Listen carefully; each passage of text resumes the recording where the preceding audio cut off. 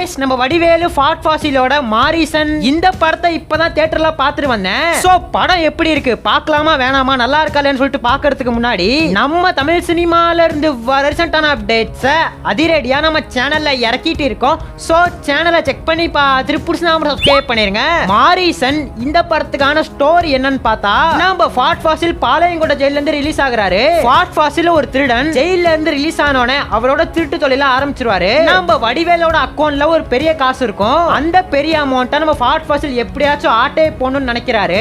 அந்த பெரிய அமௌண்ட்டை நம்ம வடிவேல் கிட்ட இருந்து ஃபாட் ஃபாசில் அடிச்சாரா இல்லையா? இதுதான் படத்துக்கான ஒன்லைன். படம் உண்மையிலுமே நல்லா இருந்துச்சு. ஒரு பயங்கரமான நடிப்பு இந்த படத்துல நம்ம வடிவேலுக்கு இருக்கு. ரொம்ப எமோஷனலாவும் கனெக்ட் ஆவாரு. நம்ம வடிவேலுக்கு இந்த படத்துல எதுவுமே ஞாபகம் இருக்காது. அந்த ரோல்ல சும்மா பட்டையை கிளப்பி இருப்பாரு. இன்டர்வல்ல வரப்போற ட்விஸ்ட் ஸ்டோரியவே மாத்திரும். நம்ம ஃபாட் ஃபாசிலும் அதே மாதிரி தான் கொடுத்த ரோல வேற லெவல்ல பண்ணிருக்காரு. இந்த படத்துல எமோஷனும் இருக்கு, காமெடியும் இருக்கு, த்ரில்லரும் இருக்கு. ஃபாட் ஃபாசிலுக்கும் வடிவேலுக்கும் ஒரு காமெடி சீன் வரும். அந்த சீன்லாம் சும்மா அல்டிமேட்டா இருந்துச்சு. இந்த படத்துல என்ன மைனஸ்னு பார்த்தா ஒரு ஸ்லோ பேஸ்ட் மூவியா தான் இதை எடுத்திருக்காங்க.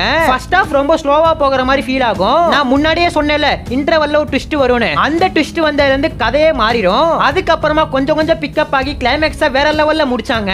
படத்தோட ஃபர்ஸ்ட் ஹாஃப் என்னதான் ஸ்லோவா இருந்தாலும் எங்கேஜிங்கா இருந்துச்சு. மேக்ஸிமம் எல்லா டைப்பான ஆடியன்ஸ்க்கும் இந்த மாசிரன் படம் பிடிக்க வாய்ப்பு நிறைய இருக்கு. ஏற்கனவே மாமன்னல்ல நம்ம ஃபாட் ஃபாசில் வடிவேலோட காம்போ வேற லெவல்ல இருக்கும். அந்த ஒரு சூப்பரான காம்போ இந்த படம் ஃபுல்லா வரும். இந்த வீக் நம்ம விஜய் சேதுபதியோட தலைவன் தலைவி இறங்கி இருக்கு. வடிவேலு ஃபாட் ஃபாசிலோட மாரிசன் இறங்கி இருக்கு. சோ இந்த ரெண்டு படத்துல நீங்க எந்த படத்தை பார்க்க போறீங்கன்னு ஒரே ஒரு கமெண்ட் பண்ணிருங்க. அப்படியே மறக்காம நம்ம சேனல் சப்ஸ்கிரைப் பண்ணிருங்க.